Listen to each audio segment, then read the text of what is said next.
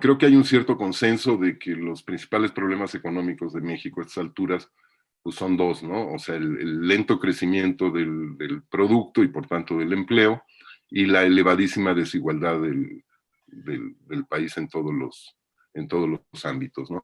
Hay muchos otros problemas vinculados a esto en lo político y en lo social, y qué sé yo, la violencia, la desnutrición, la marginación, ¿sí? Me parece que el crecimiento y la distribución son condición necesaria para, si bien no suficientes, son condiciones necesarias para abordar esos otros problemas, ¿no? Entonces, lo que voy a tratar de argumentar es que fortalecer los ingresos públicos, a su vez, es condición necesaria para que los ciudadanos accedan a los bienes públicos y privados que se requieren para tener una vida digna, ¿no? O sea, de hecho, para cumplir con la agenda constitucional de derechos que está, bueno, que está consagrada en la Constitución, ¿no? Como decía, el bienestar económico depende del acceso a bienes y servicios públicos y a bienes y servicios privados, ¿no? Eh, Aquí tenemos que hacer abstracción de otras dimensiones del bienestar, ¿no? Las psicológicas, familiares, sociales, incluso de participación política, ¿no? Entonces, pero aquí, como estamos en el tema económico, pues nos centramos en la parte económica del bienestar, que tiene que ver, como decía, con la diferencia, con el acceso a bienes públicos y privados, ¿no? La diferencia entre bienes públicos y privados no es siempre clara. Se trata, como pueden ver ahí, de un continuum, ¿no? En el que lo público y lo privado se definen históricamente, ¿no? O sea, qué es lo que es un bien público y qué es un bien privado, pues varía a lo largo de la historia, ¿no? En un primer grupo de bienes y servicios están estos que tradicionalmente y prácticamente desde siempre son estrictamente públicos, en el sentido de que no los puede consumir alguien si no los consumimos todos, muchos de estos, ¿no? La defensa, la preservación del orden, la justicia, etcétera, ¿no? Los servicios ambientales, o sea, no podemos tener aire limpio para unos y no para todos.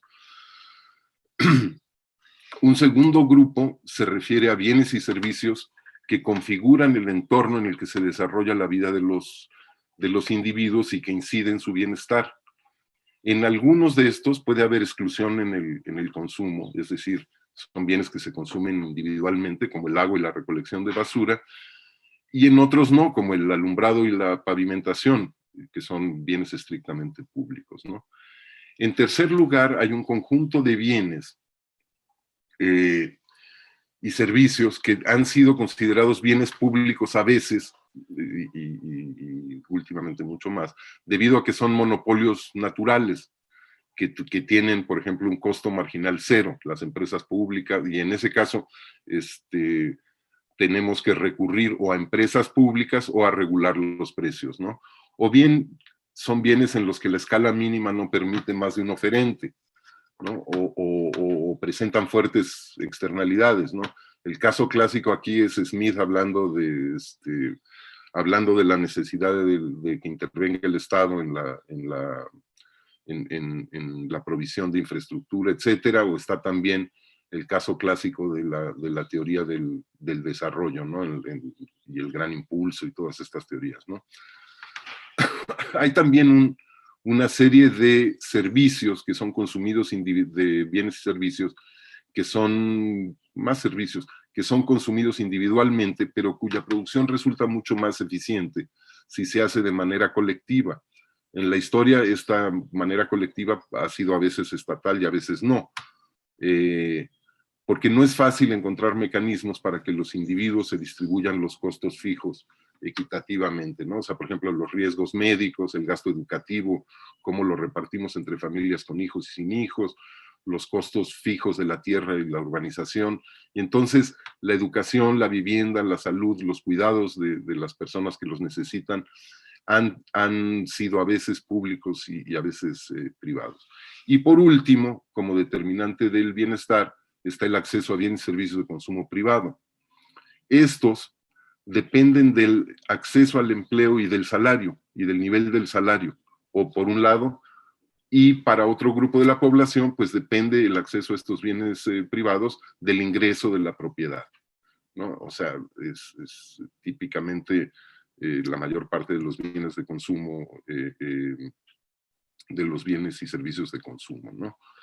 Típicamente, conforme nos movemos en este continuum, la forma privilegiada de acceso va del acceso colectivo o gratuito a el acceso a través, bueno, gratuito entre comillas, que es lo que se paga por lo que se paga con los impuestos que pagan los ciudadanos y se expresa en el gasto público. Esto es típicamente el caso en los bienes y servicios puramente públicos. Y conforme nos movemos a la derecha en el espectro, el acceso está en función del poder de compra individual, que como decía está asociado al trabajo y al salario, por un lado, o a la propiedad, por otro, ¿no?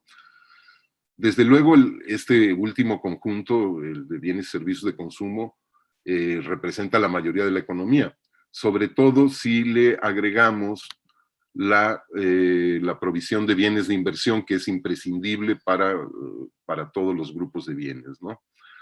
Ahora, es oportuno notar que estos grupos los otros grupos de bienes y servicios tienen un impacto en el bienestar que es mucho mayor que su peso cuantitativo en la actividad económica. ¿Cómo ha sido esto a lo largo de la historia? Bueno, pues el tema central aquí es el del estado de bienestar, que no solamente amplió significativamente el ámbito de lo público, sino que también se hizo cargo de los problemas que el mercado o la iniciativa de los individuos, digamos, tiene para garantizar el acceso a los bienes y servicios de consumo que están ligados al ingreso privado, ¿no? Entonces, veamos qué pasa con el estado de bienestar, ¿no? Que es simplemente una forma histórica del Estado, surgido en el periodo de entreguerras y consolidado al terminar la Segunda Guerra Mundial. Y supuso una redefinición de lo público y lo privado. Si hacemos un ejercicio de estática comparativa, que va a ser necesariamente esquemático y sin matices entre países, y comparamos el arreglo de la economía política a inicios del siglo XX con lo que prevalecía 50 o 60 años después, vamos a ver, entre otros, dos cambios centrales que interesa destacar, ¿no? El primero es una redefinición de la forma de acceso a bienes y servicios que determina el bienestar. Antes de la Primera Guerra, antes de la Gran Guerra, de la guerra del 14 al 18, se consideraban públicos y responsabilidad del Estado un conjunto relativamente estrecho de bienes y servicios. Para 1960, o sea, medio siglo después, 50 años después, el ámbito de actuación del Estado en la oferta de bienes y servicios se había ampliado notoriamente. La educación, la salud, los cuidados se asumieron ya socialmente como bienes públicos, y en varios países también el tema de la vivienda, ¿no? Pero también del lado de la demanda, cambió radicalmente la percepción y la práctica de las obligaciones del Estado. El advenimiento del estado de bienestar supuso admitir que el mercado era incapaz de proveer el ingreso proveniente del empleo para acceder a los bienes privados durante tramos muy largos, muy importantes de la vida de los individuos, y que cuando lo hacía con un grado de desigualdad que se volvió socialmente y poco a poco inaceptable. Se reconoció que el mercado generaba periodos recurrentes de desempleo de corto plazo que afectaban el ingreso y por tanto el acceso a bienes y servicios privados. Se reconoció, y así surgió el seguro de desempleo, se reconoció la dificultad de asegurar el acceso al consumo de bienes privados y al bienestar en la vejez o ante episodios de incapacidad laboral, con base en salarios que apenas bastaban para sostener el consumo en los periodos normales cuando la gente tenía empleo y salario. Y entonces ahí surgieron los esquemas de pensiones y protección social. Se reconoció también que el esquema de acceso a bienes privados por ingresos del trabajo o de la propiedad está sesgado en contra del factor trabajo, ¿no? Y entonces se fortalece, digamos, a partir del periodo de entreguerras, la legislación laboral, se protege a la infancia y se fortalece la negociación colectiva, etcétera. Se establecen esquemas de salario mínimo y en general se busca mejorar la distribución del ingreso. Pero también, por este lado de la demanda, se reconoce que la inversión privada puede ser insuficiente para sostener el crecimiento de largo plazo y para propiciar el desarrollo de muchas regiones, por ejemplo, el sur de Europa, el sur de Estados Unidos, las regiones en declive en el Reino Unido, etcétera. Y entonces el gobierno, el Estado se hizo cargo cada vez más de la inversión en infraestructura para estimular la rentabilidad de la inversión privada y sostener el crecimiento a largo plazo, y para abatir el desempleo estructural o evitar su surgimiento, ¿no? Desde luego, siguió en manos privadas, digamos, la oferta de bienes de consumo y de inversión, que siguió estando, digamos, determinada fundamentalmente por el mercado. O sea, el estado de bienestar, a final de cuentas, es una forma del Estado en el capitalismo, ¿no?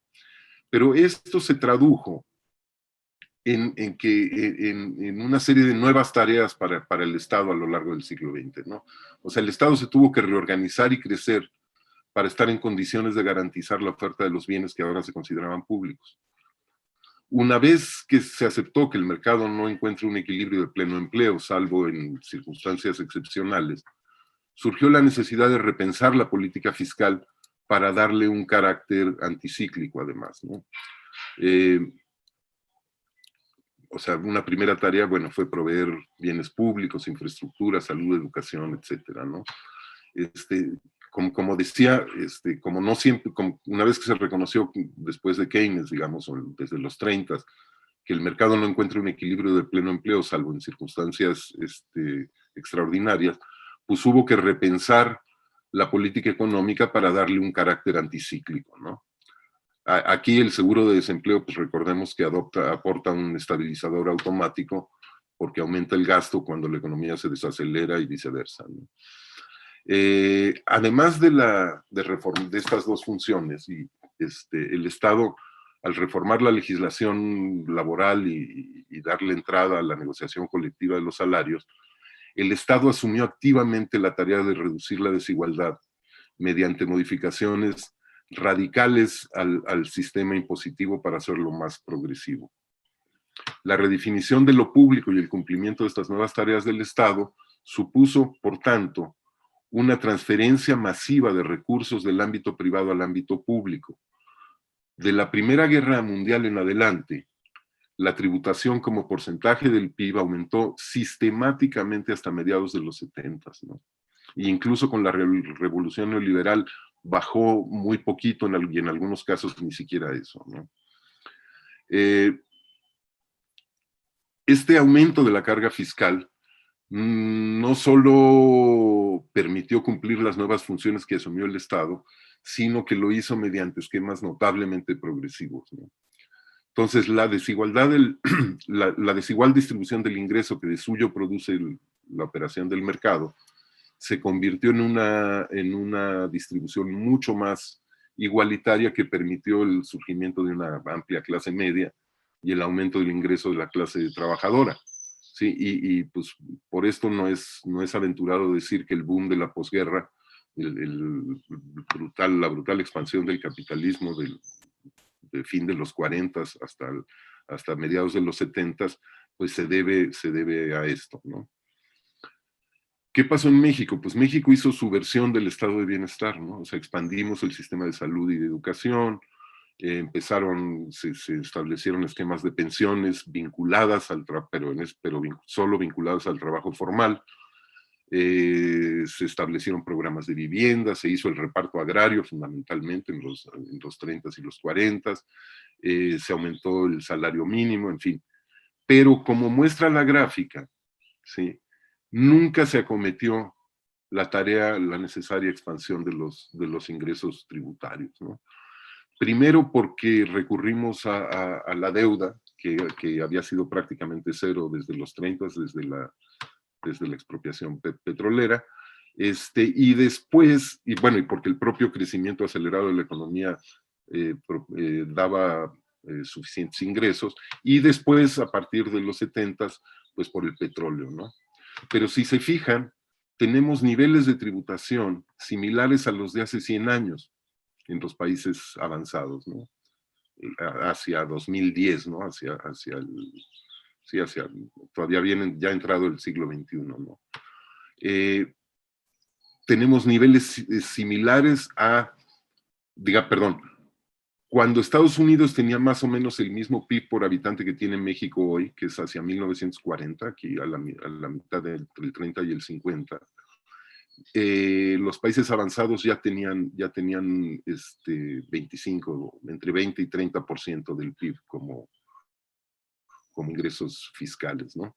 Y los europeos que alcanzaron el nivel de desarrollo de México, que México tiene hoy, hacia el año 50, pues ya tenían también en torno a 30 o un poco más del PIB, ¿no? Entonces, voy a tratar básicamente estos dos problemas que hemos mencionado, reducir la desigualdad y apoyar el crecimiento o sostener el crecimiento. Y si da tiempo, entramos al tema de la política de corto plazo y la atemperación, digamos, del ciclo económico, ¿no? Entonces, ¿por qué necesitamos una reforma fiscal, ¿no? O sea, al final a nadie le gusta pagar impuestos. Como ha sostenido el profesor Tello durante muchos años, proponer una reforma fiscal solo tiene sentido si se propone esta reforma para lograr algo. Lo que yo voy a tratar de hacer en lo que resta de la charla es que es necesaria esta reforma fiscal para recuperar el crecimiento y para abatir la desigualdad, ¿no? Esto, como digo, ya lo ha dicho el profesor Tello durante muchos años, lo ha argumentado muy claramente Jaime Ross en sus libros, y bueno, y desde los 60, Carlos lo sabe, Caldor ya decía lo mismo, ¿no? O sea, que había que subir los ingresos públicos para paliar la desigualdad y para apoyar el crecimiento, ¿no? Son estas dos tareas del siglo XX, del Estado en el siglo XX, que abandonamos hace 40 años. Ahora, en este resurgimiento de cierta nueva economía política frente al fracaso si lo quieren ver así, del neoliberalismo, por ejemplo, María Mazzucato está proponiendo también esta idea de un mayor involucramiento del Estado, y dice lo mismo que estamos diciendo aquí, ¿no? O sea, que debemos comenzar con la pregunta de qué debemos hacer primero y después plantearnos cómo financiarlo.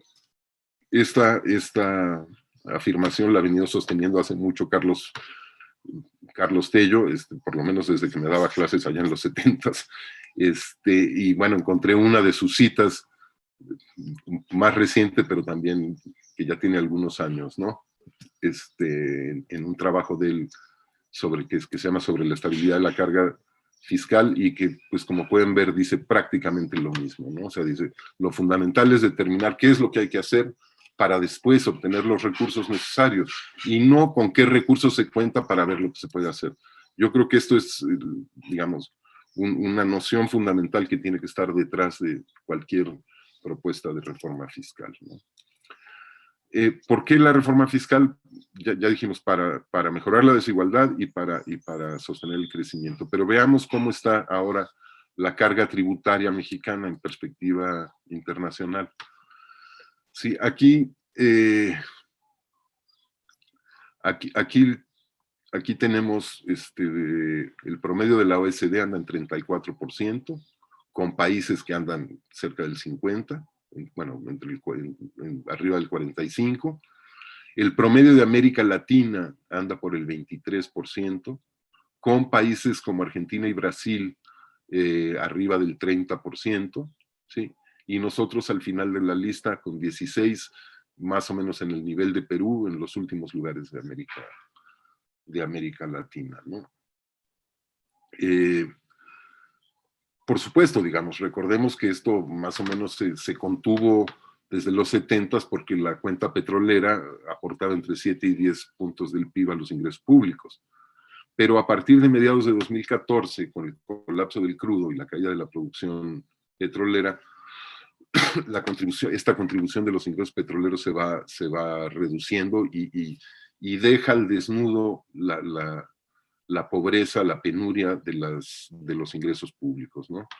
Para 2016 la contribución de los ingresos petroleros ya es apenas, entre comillas, poco más de 4 puntos del PIB. En 2020 es solo 2.6% del PIB. El petróleo llegó a significar 44% de los ingresos presupuestarios en 2008 y para 2020 ya representa solo el 11.3%, ¿no? Entonces tenemos un rezago tributario brutal, ¿sí? Por donde se le vea, que lo habíamos arreglado con los ingresos petroleros, pero pues esto ya se acabó, ¿no? O sea, no se ve de dónde, ¿no? ¿En qué rubros se ubica el rezago tributario? Bueno, aquí hay un cuadro comparativo con el promedio de la OECD y con Estados Unidos. La OECD ha hecho una base de datos muy interesante porque se ha dado a la tarea de recoger los ingresos, los ingresos públicos en todos los países y agruparlos en 5 grandes capítulos para poder hacer comparaciones internacionales, ¿no? Entonces, esto es bastante preciso, diría yo, ¿no? Entonces, frente al promedio de la OECD, la diferencia en la carga tributaria son 18 puntos porcentuales del PIB. O sea, México tiene menos de la mitad de la carga tributaria que el conjunto de la OECD. Frente a Estados Unidos, la diferencia son 11 puntos. O sea, Estados Unidos tiene 2/3 más de la carga tributaria de México. ¿En qué rubros está el retraso? ¿En dónde podemos avanzar? Bueno, pues primero, obviamente, en la seguridad social hay 7 puntos de diferencia. Sí, en México recaudamos 2.1 contra 6.2 y 9.2, ¿no? Después, en impuestos al consumo, México recauda más que Estados Unidos, que no tiene IVA, solo tiene sales tax que tienen ahí en Estados Unidos. Nosotros recaudamos 6.4, aunque es 3.9 del IVA y 2.4 del resto, sobre todo, básicamente de los IEPS, ¿no? Pero, digamos, tenemos una diferencia de 5 puntos frente al promedio de la OECD, ¿no? Después, también en el caso de los impuestos a la propiedad del capítulo 4000 aquí, como pueden ver, nosotros recaudamos prácticamente nada, 0.3% del PIB, ¿no? Y la diferencia con Estados Unidos es notable, ¿no? Casi 4 puntos, ¿sí? No muy distinto a la diferencia, ¿dónde está aquí el capítulo 4000? 3.9, casi 4 puntos, no muy distinto a la diferencia en las contribuciones a la seguridad social, ¿no? Y contra el promedio de la OECD son 2 puntos, ¿no? Aunque esto es muy variable. Por ejemplo, Francia tiene 4.3 de recaudación, Reino Unido 4.2, Canadá 4, en fin, ¿no? En México esto es básicamente el predial y una décima de punto que tiene que ver con las transferencias, con las ganancias de capital en la bolsa y en transacciones financieras, ¿no? Un punto interesante de esta comparación que me surgió recientemente cuando hice este cuadro es que superamos a la OECD y a Estados Unidos en la recaudación por impuesto al ingreso, utilidades y ganancias de capital de las empresas. México recauda 3,5 después de la reforma de 2013, mientras que Estados Unidos recauda 2 y en promedio en la OECD se recaudan básicamente 3, ¿no? Entonces estamos por arriba de Estados Unidos y de la OECD. ¿Qué es lo que pasa aquí? Bueno, antes de la reforma de 2013 estábamos en torno a 2% en este rubro, ¿sí? Con la eliminación de la consolidación fiscal de las empresas y demás, bajó, digamos, aumentó la recaudación a 3,5, ¿no? Pero ¿por qué es esta diferencia? Yo decía, bueno, me parece muy extraño, ¿no? Porque siempre hemos pensado que le cobramos muy poco a las empresas, ¿no? Bueno, el tema aquí central, creo, es la participación de las ganancias en el PIB. o sea, recaudamos más como proporción del PIB en este rubro, porque en México la participación de las ganancias en el PIB anda en torno a 50%, y en Estados Unidos, por ejemplo, que es el último que busqué, anda en torno a 18%. ¿Sí? Entonces, digamos, no es que o sea, recaudamos mucho porque la distribución funcional del ingreso está muy sesgada a favor de las ganancias.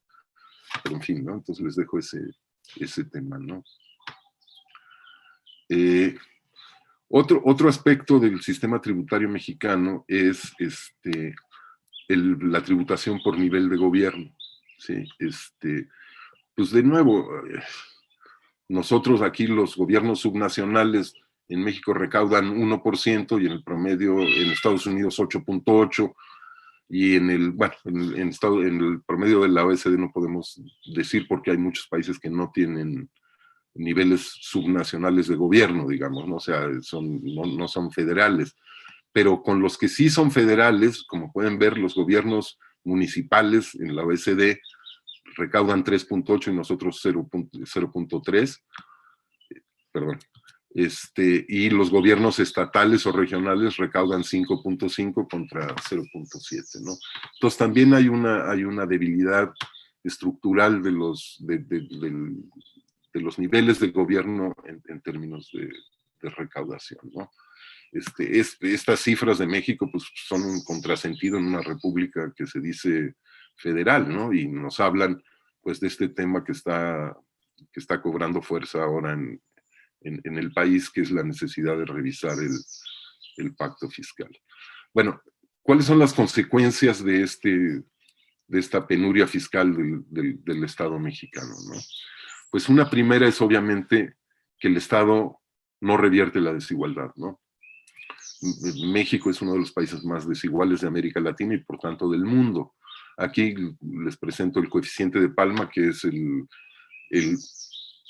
ingreso que se queda el 10% de los hogares más ricos como proporción del ingreso que se queda el 40% de los ingresos más pobres, ¿no? En México, el 10% más rico recibe 2.5 veces más que el ingreso del 40% más pobre. Esto quiere decir que el hogar promedio del primer decil tiene un ingreso disponible 10 veces superior al hogar promedio del 40% más pobre.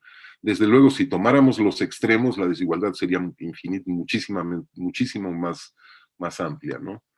Estamos en un nivel similar a Chile y un poco por debajo de Brasil, ¿no? Por comparación, para todos estos países que tienen un índice en torno a 1, la diferencia entre el 10%, entre lo que se lleva el 10% más rico y lo que se lleva el 40% más pobre, es solo de 4-1, ¿no? En lugar de 10-1, ¿no? Y esto no toma en cuenta, recordemos que esto viene de las encuestas de ingreso-gasto, no toma en cuenta ni la subdeclaración de ingresos, por un lado, ni el truncamiento de la distribución del ingreso, porque las grandes fortunas, por definición, no entran en las encuestas, ¿no? O sea, y no por maldad, sino simplemente por un problema de probabilidad a la hora de hacer la muestra, ¿no? O sea, es la probabilidad de que el señor Slim o alguien así entre en una muestra, pues es muy difícil, ¿no? Es muy baja, ¿no? Si vemos, digamos, se podría pensar que el nivel de desarrollo o que el mal funcionamiento de la economía de mercado es la que es responsable de esta pésima distribución del ingreso.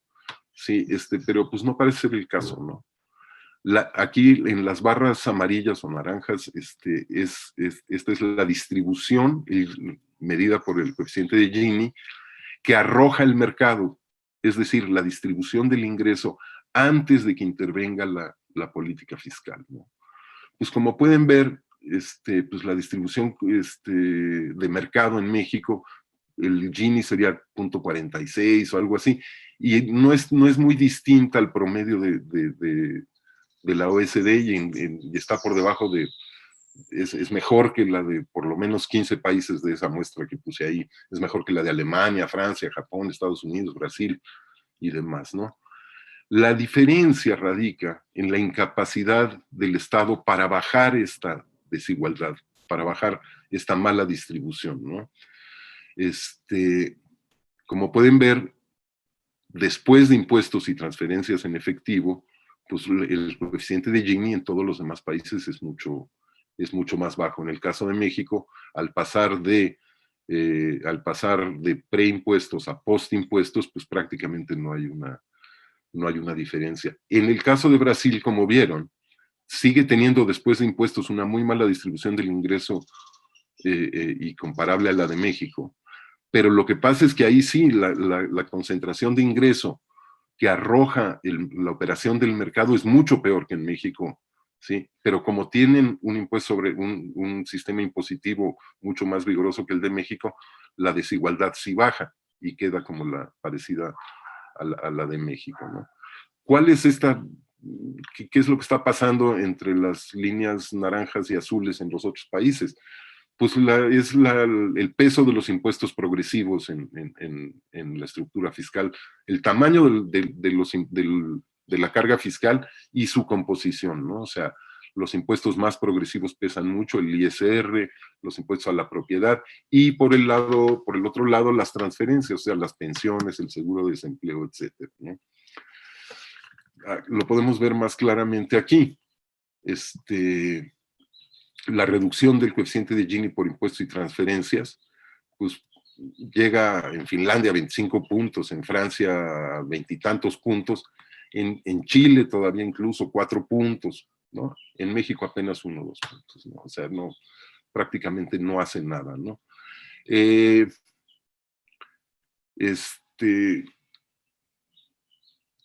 Se ha dicho mucho que, y conviene tener esto en cuenta para tener un panorama completo del efecto redistributivo de la acción del Estado, que en estas etapas de desarrollo, la intervención del Estado para mejorar la distribución del ingreso no debe ser por el lado del ingreso, sino por el lado del gasto en satisfactores básicos, ¿no? Sobre todo educación y salud, ¿no?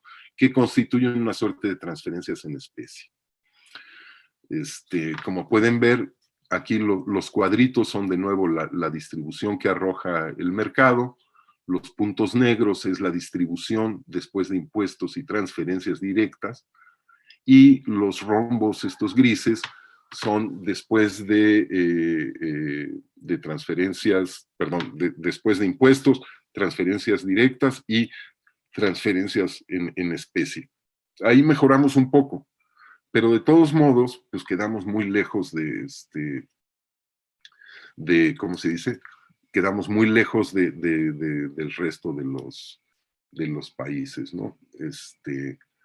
Entonces, hay un efecto prácticamente nulo del sistema tributario sobre la distribución, y creo que esto desmiente la opinión de quienes sostienen que no se debe utilizar los impuestos con fines distributivos, sino que esto debe cumplirse por la vía del gasto, ¿no? Recordemos además que renunciar a actuar por el lado de los ingresos fiscales y por tanto rechazar la idea de una reforma que eleve la carga fiscal atenta también contra la posibilidad de influir por el lado del gasto público, porque limita la disponibilidad de recursos para incrementar el volumen y la calidad de estos servicios que se dan en especie, ¿no? Entonces, una primera consecuencia del tipo de régimen, del tipo y el tamaño del régimen fiscal que tenemos en México es que renunciamos a esta tarea típica del Estado en el siglo XX, que es revertir la desigualdad. En México el Estado, por la vía de la política fiscal, no revierte la desigualdad. Una segunda consecuencia, y tal vez, bueno, igual o más grave, es que el tipo de régimen fiscal que tenemos ha llevado al colapso de la inversión pública y el crecimiento, ¿no? O sea, esta baja carga fiscal en México también ha dificultado el adecuado desempeño de la otra, de una más de las funciones del Estado moderno, ¿no? Que es la provisión de bienes públicos y en particular de infraestructura para el crecimiento, ¿no? El colapso de la inversión pública en México se remonta, como pueden ver, a la crisis de 82, ¿sí? La inversión pública pasó de 11 a 3.8%. Estos son es un promedio de los 3 años antes del pico de cada ciclo económico de los últimos 40, 50 años, ¿no? Sí, se cayó la inversión pública de 11 a 3.8, y aunque la inversión privada entre esos 2 puntos se levantó, no alcanzó a impedir que la formación de capital cayera de 25 a 22, ¿sí? Y ahí se ha quedado, ¿no? Bueno, en torno entre 20 y 22% desde entonces, ¿no?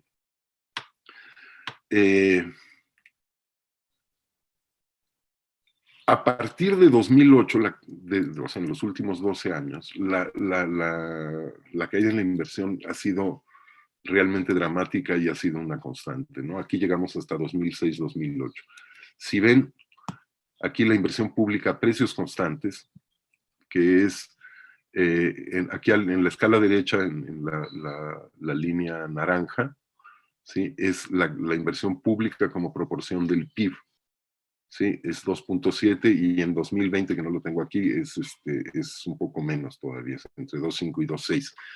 Pero fíjense en la caída en términos absolutos, ¿sí? O sea, la inversión pública ya en 2019, ¿sí? Es 44% menos que 12 años antes, que antes de la crisis, que antes de la gran recesión.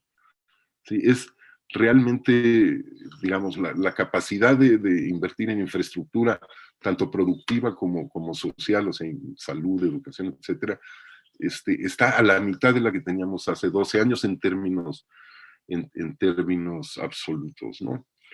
¿Qué pasó aquí? Si bien esto es sistemático, como pueden ver, de 2016 para adelante, pues colapsó esto, ¿no? Se aplicó esto que se llama la política de consolidación fiscal, ¿no? Sería muy difícil sostener que esta caída de la inversión pública es independiente, o sea, no tiene nada que ver con esta caída del tendencial del crecimiento de la economía mexicana, ¿no? 2013 es el primer año del gobierno del sexenio de Peña Nieto, donde hubo una serie de problemas de gasto y por eso se cayó aquí el crecimiento, pero la tendencia desde después de la gran recesión, o sea, el PIB se cayó en 2009, se recuperó en 2010, o sea, en 2010 estábamos como en 2008, ¿sí? Y entonces este crecimiento ya es neto a partir de 2011. Bueno, de 2011 a 2019, pues hay una tendencia secular a la caída a reducir la tasa de crecimiento, ¿no? Sería muy difícil sostener, como decía, que esta caída absoluta de la tasa de la inversión pública no tuvo nada que ver con esta caída del crecimiento, ¿no? Pero la caída del crecimiento, la caída de la inversión pública tiene además un impacto indirecto que además afecta a la desigualdad, ¿no? En este caso la desigualdad regional.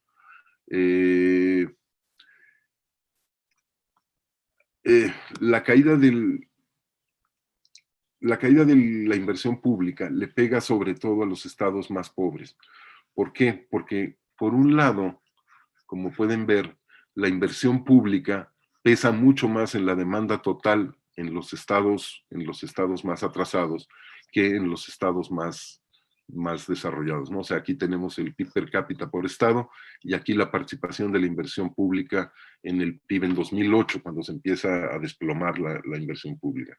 Entonces, por definición, si cortamos la inversión pública y esta se cortara parejo en todas las entidades, pues el efecto sobre el crecimiento de Chiapas, Oaxaca, Guerrero, los estados más pobres, pues va a ser más fuerte que sobre Nuevo León o los estados más más ricos, ¿no? Pero esto también tiene otro efecto sobre el desarrollo de las regiones atrasadas. Eh, en estas regiones atrasadas es particularmente importante el efecto de la inversión en infraestructura y de la inversión pública en general para hacer rentable la inversión del sector privado, ¿no? Y para romper este círculo vicioso de que no hay inversión porque no hay mercado y no hay mercado porque no hay inversión. Y para romper las externalidades tecnológicas que hacen, como decía, que no sea rentable la inversión privada para venderle, por ejemplo, a otras regiones porque no hay infraestructura, ¿no? O sea, digamos, aunque la inversión privada quisiera ir a ciertas regiones en Guerrero, Oaxaca o Chiapas, etcétera, si no hay la inversión pública que lleve el gas natural, que lleve la electricidad, que lleve la infraestructura de comunicaciones y transportes, esa inversión privada no va a poder ir a esas regiones, ¿sí? Y el impacto de esto sobre la desigualdad regional es terrible. Digamos, después del TEMEC, del Tratado de Libre Comercio, pues tenemos que el país ha crecido como al 2%, ¿no? Esto, ¿por qué? Porque un grupo de estados, sobre todo estos estados del sureste, se estancaron.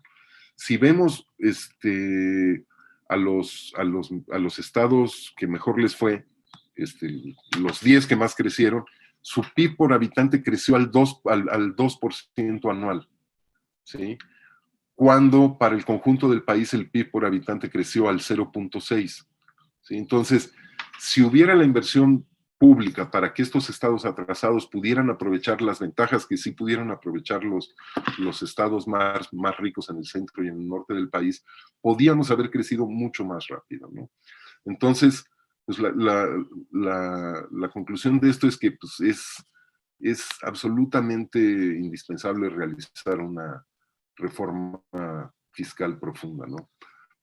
¿Para qué? Pues como decíamos, ¿no? Para contar con los recursos necesarios para construir la infraestructura y generar los bienes públicos que se requieren para el crecimiento y, por supuesto, para reducir la desigualdad, ¿no? Una carga, aquí hay que tener cuidado con una cosa, ¿no? Tenemos que insistir en que la reforma fiscal es solo una condición necesaria para salir de la trampa del lento crecimiento con alta desigualdad en la que estamos metidos hace 40 años. Una carga fiscal similar a la de los países avanzados no detona por sí mismo el crecimiento económico. Los ejemplos de Argentina y Brasil creo que son un ejemplo, dan cuenta fehaciente de esto, ¿no? O sea, hacer una reforma fiscal es condición necesaria, pero no es suficiente para retomar el crecimiento y reducir la desigualdad. Pero de todos modos, pues me parece innegable que en ausencia de un Estado que sea financieramente mucho más fuerte que el que tenemos hoy, retomar la senda del crecimiento y reducir la desigualdad va a ser muy, muy difícil, si no es que imposible. Digamos, si quisiéramos sacar una conclusión, digamos, tener un argumento de peso para esto, aunque no sea muy científico, pues es que nomás hay que mirar a las estadísticas internacionales. No hay ningún país, no hay un solo ejemplo de un país rico que tenga una distribución del ingreso razonable y que tenga 16% de carga fiscal en su sistema económico. O sea, ningún país es rico y igualitario con una carga fiscal de abajo de 20%, ¿no? O sea, algo hay que creo que hemos dado las razones para explicar por qué es esto así, pero es un hecho comprobable que ningún país puede volverse rico y un poco más igualitario si no tiene una carga fiscal mucho más alta que la nuestra. Bueno, ya llevamos 45 minutos, no sé, Carlos, tengo algunas láminas sobre el tema de la política fiscal de corto plazo y eso, pero si no, lo podemos dejar ahí. No, continúa, por favor. Bueno, entonces veríamos la tercera función del Estado que no cumplimos en México, ¿no? Que es esta cosa de atemperar el ciclo económico, ¿no?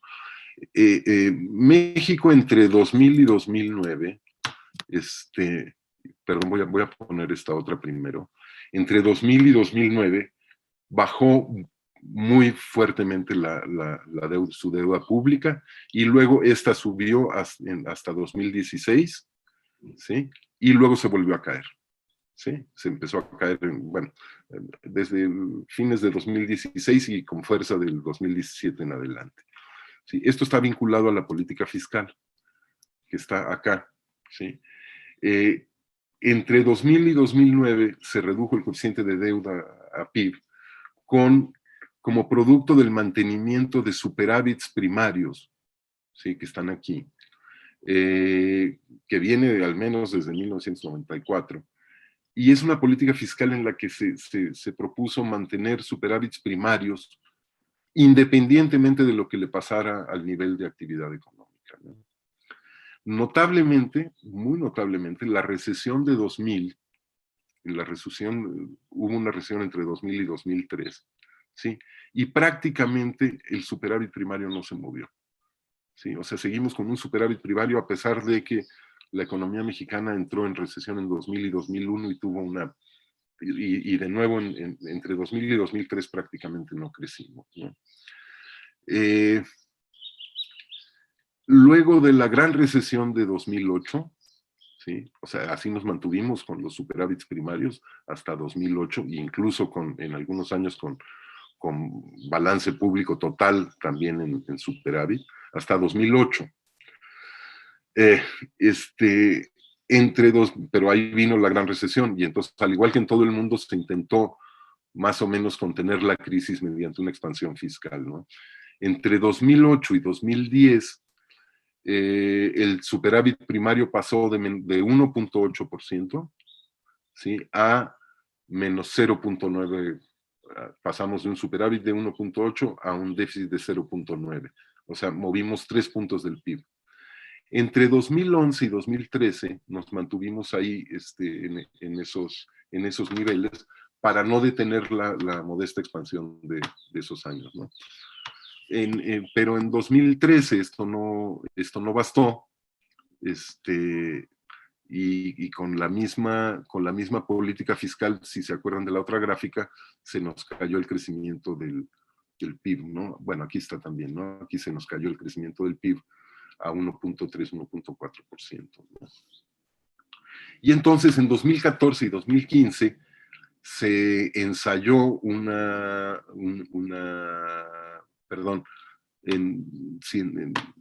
se ensayó una política fiscal un poco más agresiva. Se amplió el déficit para sostener el crecimiento, pero ahí es donde surgió la preocupación por la deuda. En 2016, ¿sí? Aquí está la expansión del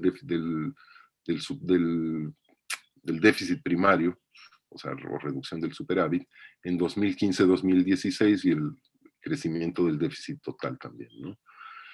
¿Qué pasó? Aquí se nos empezó a ir para arriba la deuda. Perdón, aquí estaba, ¿no? Se nos empezó a ir para arriba la deuda y empezó la histeria nacional en torno a la deuda, ¿no? Perdón. Empezó un poco la histeria nacional en torno a la deuda, ¿no? Sí, pero Y como proporción de nuestro PIB es de las más bajas. Sí, claro. Bueno, no de las más, ahorita creo que tengo. Sí. Sí, o sea, vamos, no era ningún escándalo pero de lo que estaban preocupados era de la trayectoria de la deuda, ¿no? O sea, estaba creciendo muy rápidamente. Si esto se mantenía, se iba a volver insostenible, ¿no? Y entonces, en 2016, importándonos nada que la economía se desacelerara, volvimos a equilibrio primario. 2017 superávit, 2018 superávit, etcétera, ¿no? Empezó esto que se ha llamado la consolidación fiscal, ¿no? Se mantuvo el superávit en 2017 y 2018, y la economía se desaceleró a 2%. Vino acá a 2%, ¿no?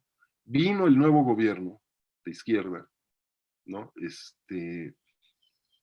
Y se mantuvo la política en 2019, ¿sí? O sea, mantuvimos en 2019 otra vez, bueno, incluso se apretó más las finanzas públicas y tuvimos un superávit primario de 1% del PIB, ¿no?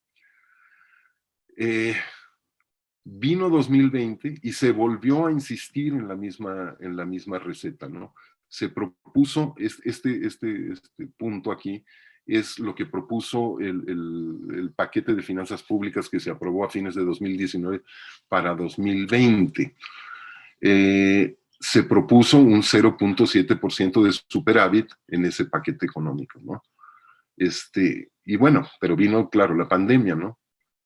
En marzo, abril de 2020. Bueno, pues a pesar de esta crisis, lo único que se hizo fue mantener el mismo presupuesto que ya se tenía desde el año pasado y acomodar la caída de los ingresos, sobre todo los petroleros, de la primera mitad de 2020, y entonces tuvimos un superávit primario de solo entre comillas, 0.1% del PIB. En plena pandemia, cuando el PIB se cayó 8.5%, ¿sí? Seguimos con esta idea de consolidación fiscal. Consolidación fiscal quiere decir que es necesario reducir el coeficiente de deuda PIB independientemente de lo que esté pasando con el nivel de actividad económica. Y para 2021, después de esta caída de 8.5, la propuesta de política económica es equilibrio primario en las finanzas públicas, ¿sí? O sea, balance primario, ¿no? O sea, el triunfo de la idea de la consolidación fiscal es absolutamente evidente.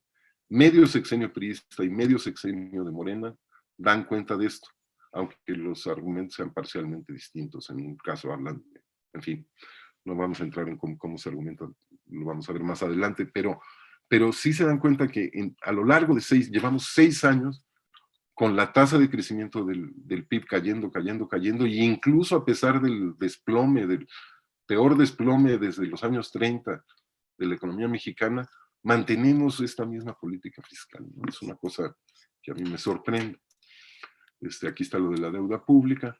Bueno, ¿cuál es la justificación, ¿no? ¿Cuáles son los argumentos para esta política de austeridad y de consolidación fiscal, ¿no? El origen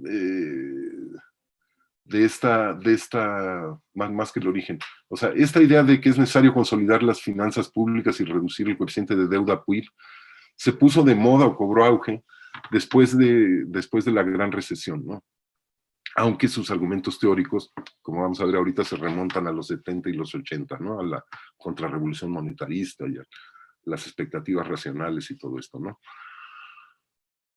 ¿Qué es lo que pasó? Después de que la expansión fiscal que es mundial, que se coordinó entre todos los países cuando se creó el G20 en 2009 para enfrentar la crisis de 2008, principios de 2009, después de que esa expansión fiscal brutal impidió que la gran recesión se convirtiera en depresión, un grupos muy poderosos financieros, conservadores, hay algunos economistas y también los republicanos que querían impedir el éxito de Obama de 2008 en adelante, empezaron a hablar de los peligros de la deuda creciente. ¿Sí? Y esto en el marco pues de la derrota que había sufrido, entre comillas, la tradición keynesiana y sus variantes en los 70s. Primero en lo teórico, en los 70s, y luego en los 80s en política macro y regulación. En las dos cosas se impuso el paradigma neoliberal, ¿no? Primero las expectativas racionales, luego la equivalencia ricardiana, luego los modelos de equilibrio general estocásticos y dinámicos, y la idea de la tasa natural de desempleo que no acelera la inflación, ¿no? ¿Cuál es el argumento central aquí? Que la política fiscal, dicen ellos, no puede alterar la demanda. No hay una disyuntiva entre inflación y crecimiento en el largo plazo, ¿no? Que era lo que se rompió con la estanflación en los 70, ¿no? Y entonces, ¿qué pasó ahí? Vino lo que se llamó la gran moderación, ¿sí? hubo una primacía de la política monetaria para controlar la inflación y un rol secundario y muy menor de la política fiscal, ¿no? El argumento más antiguo de esto es una idea que viene de los 70, que es esta idea del crowding out, ¿no? Que apunta en el mismo sentido, ¿no? El crowding out es esta idea del efecto desplazamiento, que dice que la expansión fiscal o la inversión pública no van a tener ningún efecto en la demanda agregada y en el nivel de actividad, porque si aumento la inversión pública, presiono el mercado el ahorro, tomo una parte mayor del ahorro disponible en la economía y ya no hay ahorro disponible para financiar la inversión privada, ¿no? En términos más generales, es la idea de la famosa equivalencia ricardiana que está detrás de los modelos de equilibrio general dinámicos y estocásticos, ¿no? Que sostienen que la política fiscal es incapaz de afectar el nivel de actividad en el corto plazo. Según estas ideas, las empresas y los hogares saben que cualquier gasto adicional del gobierno implica más impuestos en el futuro. Y entonces, ante un aumento del gasto del gobierno, elevan su propensión al ahorro para hacer frente a esa mayor carga tributaria en el futuro y dejan el gasto total constante. Entonces, apostando a la operación reversa de esta equivalencia ricardiana, se propone disminuir el déficit público para estimular la inversión privada, ¿no? El argumento, además, se extiende para decir que el efecto expansivo de la reducción del déficit sobre la confianza y la inversión es mayor cuando, para reducir el déficit, lo que hacemos es bajar impuestos para reducir el déficit, cuando reducimos el gasto en lugar de elevar impuestos, esto tiene muchos efectos mucho más benéficos sobre la inversión y tal, ¿no? Esta idea del déficit público y la confianza y tal, es lo que se puso de moda allá por el año 2010, ¿no? De ahí salió esta frase que es casi un oxímoron, ¿no? Que es la contracción expansiva que llamaba Alberto Alesina y la gente que trabajaba con él, que decía que que hicieron un estudio empírico de varios decenas de episodios de reducción del déficit y encontraron que cuando había ajustes sustantivos en el déficit primario, aumentaba el ingreso esperado de los consumidores y la confianza de los inversionistas, y entonces la demanda agregada se expandía, ¿no? Esto es lo que estuvo detrás de la idea de la austeridad en Europa, pero también frenó en Estados Unidos la recuperación, ¿no? A pesar de que los modelos keynesianos convencionales habían dado resultado y habían mostrado que sí funcionaban en 2009, ¿no? ¿Cuáles eran estos postulados? Los keynesianos decían, con tasas de interés cercanas a cero, los déficits altos no van a presionar al alza las tasas de interés, ¿sí? Porque estamos en una situación prácticamente de trampa de la liquidez. Segundo, postulaban que los aumentos en la base monetaria no van a elevar la inflación. Y tercero, por el grado de desempleo y de no ocupación de la planta productiva. Y tercero, que el multiplicador del incremento del gasto sería positivo y superior a 1. O sea, que la política fiscal sí iba a tener un efecto sobre la demanda agregada, ¿no? Y estas tres cosas son efectivamente lo que sucedió y no lo que pronosticaban los ortodoxos y esta gente como Alesina y estas gentes, ¿no? Que pronosticaban que la expansión monetaria iba a disparar la inflación y que la expansión fiscal no iba a tener efectos significativos sobre la actividad económica, que son los mismos argumentos que están resurgiendo ahora. Ya empezaron las preocupaciones con que cuidado con la expansión fiscal porque va a aumentar la inflación, etcétera, ¿no? Bueno, para 2015, hasta el Banco Central Europeo ya había modificado su postura y había iniciado el famoso quantitative easing, ¿no? La expansión cuantitativa, que es una política monetaria mucho más expansiva para apoyar el gasto público, ¿no? Bueno, México se subió al carro de la consolidación fiscal con los efectos que ya vimos en el crecimiento justo en 2016, cuando ya se estaba retirando todo el mundo, ¿no? Y esa versión de lo que debe ser la política fiscal se mantuvo paradójicamente en este sexenio, ¿no? O sea, ¿cuál ha sido la política económica propuesta para los últimos años? Aparte de lo que ya vimos objetivamente que pasó con las finanzas públicas, ¿no? ¿Qué dice el Plan Nacional de Desarrollo? Ya ven que hay esta cosa extraña de que hubo dos versiones del Plan Nacional de Desarrollo, la versión extensa atribuida a la Secretaría de Hacienda y la versión breve atribuida a la Presidencia. Bueno, la versión extensa tiene como uno de sus objetivos, de nuevo, propiciar un ambiente de estabilidad y finanzas públicas sostenibles que favorezcan la inversión privada. Sí, pues es lo que dice Alesina, es la idea de que si mantengo las finanzas en equilibrio, esto se va a traducir en un aumento de confianza y va a aumentar la inversión pública, va a aumentar la inversión privada. ¿Y cuáles son las metas cuantitativas?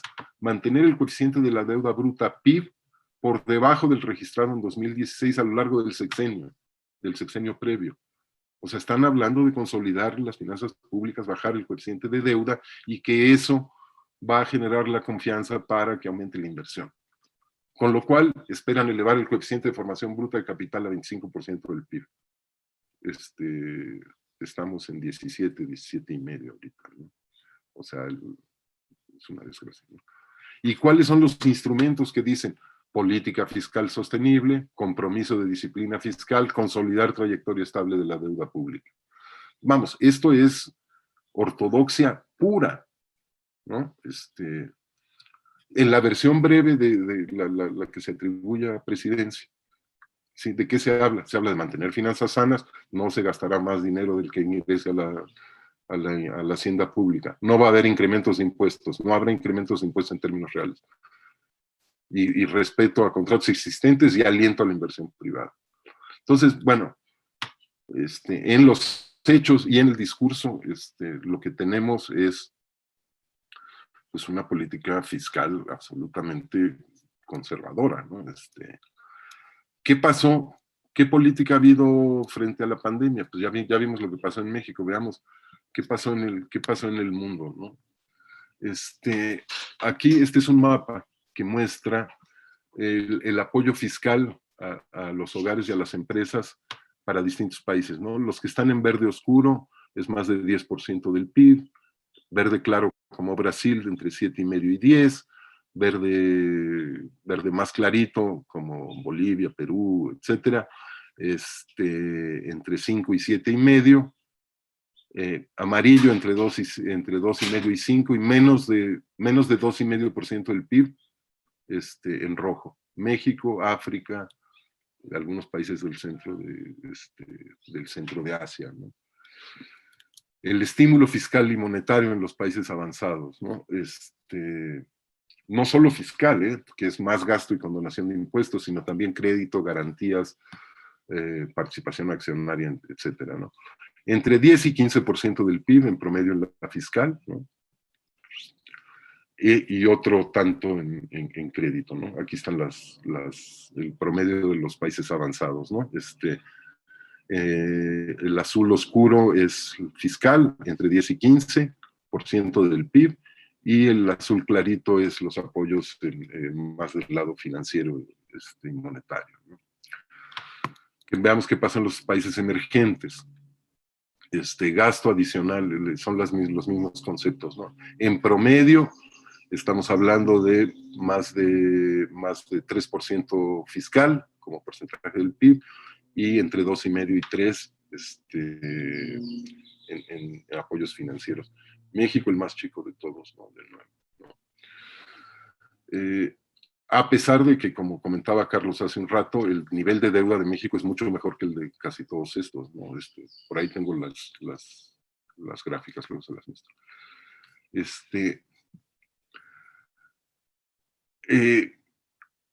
Como vimos antes, a pesar de la ligera recesión de 2019 y la profunda caída del PIB, el colapso del PIB de 8,5 en el 2020. Para 2021 volvimos a insistir en la consolidación fiscal, como vimos, ¿no? En 2020 la reacción a la pandemia se limitó, como dije, a mantener prácticamente inalterado el presupuesto de egresos, esto es el gasto, y acomodar la reducción de los ingresos, pero tuvimos de todos modos un superávit primario de 0,1. Para 2021, Hacienda prevé un balance primario en equilibrio, ¿sí? Si vemos cómo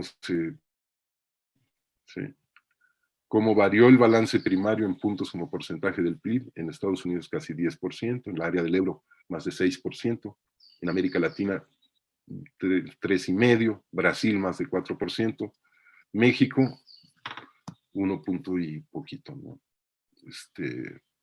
O sea, esta es la variación del balance primario en puntos del PIB entre 2019 y 2021, ¿no? Ya hemos visto muchas comparaciones, vean nada más una más, el cambio en la posición de las finanzas públicas, ¿no? En México es la mitad de, perdón,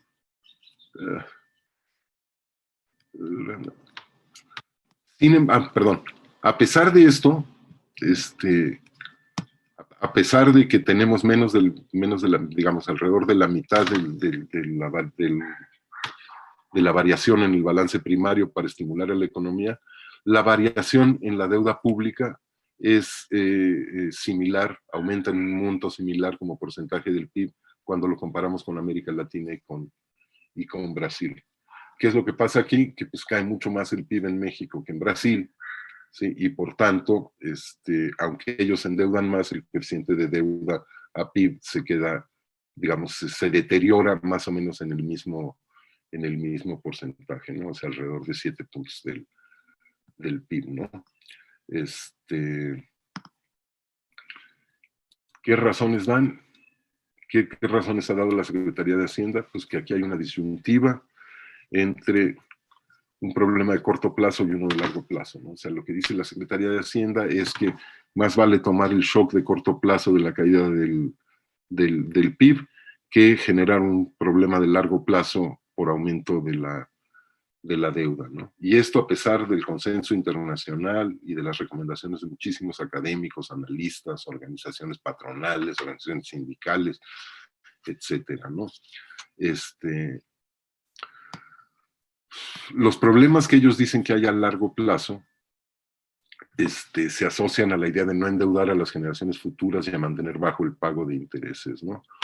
Por eso optamos por la austeridad de corto plazo, ¿no? O sea, pero esto es un poco, digamos, sabemos cuál es el costo de corto plazo de no actuar, que es los niveles de desempleo, caídas de los ingresos, aumento de pobreza que hemos visto, y esos los estamos aguantando por un problema de largo plazo asociado al pago de intereses que no sabemos de qué tamaño va a ser, ¿no? Es un poco raro, ¿no? Entonces, solo tendría sentido optar por la austeridad de corto plazo para no generar problemas de largo plazo si tenemos alguna alternativa. ¿Cuál es esa alternativa que ve la Secretaría de Hacienda o el gobierno, ¿no? O sea, ellos dicen que se espera una recuperación rápida, ¿no? La famosa recuperación en B. ¿Y de qué depende esa recuperación en B? Pues por un lado del tratado, de la nueva firma del tratado, lo cual que debería de mover inversiones que irían a China, vendrían a México, etcétera, lo cual puede tener algo de razón, pero si tiene razón, la tiene a largo plazo o a mediano plazo, porque en el corto plazo, con los niveles de capacidad ociosa que hay en Estados Unidos y en México, pues no va a haber mucha inversión, ¿no? Y segundo, pues como siempre en la famosa, el argumento de la confianza, ¿sí? Las finanzas sanas van a traer más confianza y más inversión. ¿Qué es lo que vamos a tener? ¿Qué es lo que vamos a tener? Pues sí va a haber un cierto crecimiento en 2021 asociado a que la economía gringa se está recuperando mucho más rápido de lo esperado, gracias al shock fiscal, precisamente, al estímulo fiscal. Entonces somos los beneficiarios de un estímulo fiscal que no hicimos nosotros, sino que hace Estados Unidos, tanto por el lado de las remesas, que aumentaron brutalmente, como por el lado de las exportaciones. Si se acuerdan, a mediados de año estábamos esperando una caída del PIB mexicano como del 10-10,5%. Fue menos de lo esperado porque Estados Unidos creció mucho más rápido de lo que se esperaba en el segundo semestre y las exportaciones mexicanas prácticamente se recuperaron a su nivel de hace un año. ¿Sí? Entonces, somos como free riders de una política fiscal que no queremos hacer nosotros, pero que nos beneficia que la hagan los demás, ¿no? Últimamente ha salido otro argumento, que es el de que hay un shock de oferta, digamos que la caída del PIB tiene que ver con un shock de oferta que no se puede atacar con medidas de demanda agregada. Pues, digamos, hay algo de razón en esto, pero eso tendría cierta razón allá por marzo, abril, mayo, por abril y mayo. Pero a estas alturas es difícil, ya con lo que se han relajado las restricciones sanitarias y demás, es muy difícil sostener que el nivel de PIB que tenemos hoy está restringido por el lado de la oferta, ¿no? Entonces, como decía, pues es muy duro sostener que hay que aceptar sufrimientos en términos de desempleo, pobreza, desnutrición, destrucción de empresas, etcétera, en el presente para evitar unos sufrimientos en el futuro que no sabemos de qué magnitud van a ser, ¿no? Sobre todo, si pensamos que abatir el sufrimiento de hoy, o sea, elevar el nivel de actividad hoy, mejora el punto de partido para la recuperación. Es decir, se preservan empresas y empleos, ¿sí? Aumenta el PIB y entonces mejora la deuda, el coeficiente de deuda PIB, y eso mejora las calificaciones, etcétera, ¿no? Y además se puede argumentar, y se ha argumentado, hasta el Fondo Monetario lo ha argumentado, que hay espacio fiscal para el estímulo. ¿Sí? Se puede argumentar, Carlo Panico lo ha hecho infinitamente, que hay fuentes de financiamiento barato y que hay maneras de hacer una política fiscal expansiva, monetaria expansiva, que apoye la política fiscal expansiva, ¿no? ¿Sí? Y que nadie va a pensar que tomar deuda en medio de una crisis de este tamaño, por vamos a decir, que les gusta, unos 3 puntos del PIB, es el inicio de una trayectoria populista de endeudamiento, cuando todos los países están aumentando su endeudamiento en más de 10 puntos. Y 3 puntos del PIB son 36,000 millones de dólares, más o menos, o 37, algo por ahí, ¿sí? Que es un poco más de la mitad de la línea de crédito que tenemos con el Fondo Monetario Internacional, que no hemos usado, y que costaría como 1,5% de intereses al año. ¿Sí? 1,5% de 30,000 son 450 millones de dólares, ¿sí? de intereses extras, para inyectarle 3 puntos del PIB a la economía. Vamos, me parece que así lo han entendido todos los países, todos lo han hecho, ¿sí? Y además, si el problema es que esto generaría unas finanzas públicas en desequilibrio, qué sé yo, pues podemos proponer una reforma fiscal para pagar el aumento del endeudamiento, para tener una capacidad de pago del endeudamiento adicional más grande, ¿no? Entonces creo que es imprescindible empezar a pensar en es más que urgente cambiar el rumbo de la política fiscal y económica del gobierno, ¿no? En fin, y no se trata ni de criticar al gobierno ni de estar en contra de sus objetivos, es que simplemente, como le decía yo ayer a unas gentes ahí de Hacienda, pensar en hacer una gran transformación del país con un Estado que tiene 16 puntos de carga tributaria es imposible. O sea, el margen que te da reasignar el gasto entre unas cosas y otras es muy chiquito. ¿Sí? Hay que hacer una reforma fiscal y hay que tener una política fiscal más agresiva si queremos salir de esto. Si no, vamos a volver al nivel de PIB del año 19 o así, y se va a quedar ahí flat, se va a quedar plano. O sea, no va a haber ni B chica ni W, o sea, va a haber como el signo de la raíz cuadrada, ¿no? Veníamos estancados, se hundió en 2020 por la pandemia, se recupera un poco y luego sigue estancado. Eso es lo que hay que evitar, ¿no? Bueno, ya la dejo ahí, Carlos. Excelente. Muy bien. Muchas gracias.